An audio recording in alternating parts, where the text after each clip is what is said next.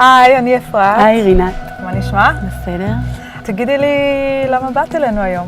אני בתקופה של שינוי, ווואלה, גם שינוי חיצוני קצת. אוקיי. עברתי הרבה דברים בחיים. כן. בגיל 18 היה לי מקרה של תקיפה מינית. מה קרה? עם מישהו מוכר. מישהו מוכר? רוב המקרים האלו קורים עם מישהו שמכירים. וואו, זה לא ידעתי. גם אני לא. יצאתי לבלות עם החבר'ה שלי במועדון. באמצע הערב אחד מהחבר'ה אמר לי, את רוצה לצאת החוצה להתאוורר קצת? עמדנו, דיברנו, קשקשנו, עישנו סיגריה, ואז הוא נשק אותי. לאט לאט זה הופך להיות מאבק פיזי. באותו רגע ממש, חוץ מלנסות ולהיאבק פיזית, שלא יקרה מה שאתה לא רוצה שיקרה, לא עובר הרבה דברים בראש. באיזשהו שלב חברה שלי ראתה שנעלמתי לו יותר מדי זמן, והיא יצאה החוצה לחפש אותי. וכשהוא שמע את הקול שלה קוראת לי, אז בעצם הוא ככה קפץ מעליי.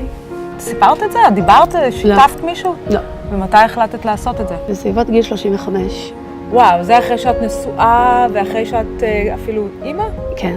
ברגע שאנחנו יודעים ופותחים את המקום הזה, לאן לוקחים את זה? אני באותו שלב עשיתי באמת איזשהו ככה ניתוח נפשי לעצמי. ברור שכולם עוברים דברים בחיים וכל מיני משברים. בצורה זו או אחרת, אבל בדרך כלל אנחנו עוברים אותם וממשיכים הלאה, ואנחנו לא מתעכבים לחשוב מה היינו צריכים ללמוד מזה. למדתי לאהוב את עצמי. וואו. אני באה ממקום הרבה יותר חזק, הרבה יותר מאמין בעצמי, ממקום שאוהב את עצמי. בוערת בי איזו צעקה כזאת, לבוא ולהגיד לנערות, לנשים שעוברות את זה עכשיו, אל תגברו את זה. תלכו, תדברו, תספרו, תטפלו בעצמכם, כי זה הורס הרבה דברים בחיים, וחבל. מה היית רוצה שנעשה היום? אני נורא רוצה שהאף לי יותר קטן. האף יותר קטן. אוקיי, באת למקום הנכון. אני כרגע עוברת לקונסילר. אצלך, בגלל שיש לך קצת עיניים שקועות, אז אני רוצה להוציא את הכל החוצה. שקיות שקיבלתי מסבתא. זה מטשטש טיפה, ואז ככה הכל נראה יותר אטרקטיבי.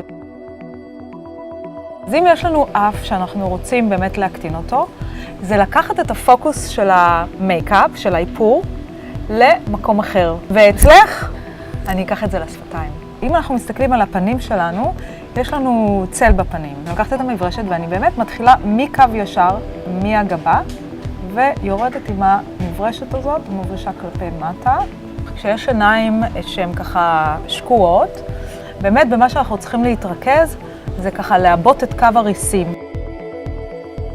הטיפול שלי במרכז נפגעות תקיפה מינית, הוא היה הכי משמעותי. אני חושבת שהיום אני יכולה לבוא ולהגיד את זה, כי אני באמת חזקה מבפנים, כי אני הרבה יותר שלמה. הכרתי הרבה נשים מקסימות בקבוצות שהייתי בהן, שאני חושבת שאנחנו צריכות לתת כוח לאלו שעוד לא עשו את הצעד הזה.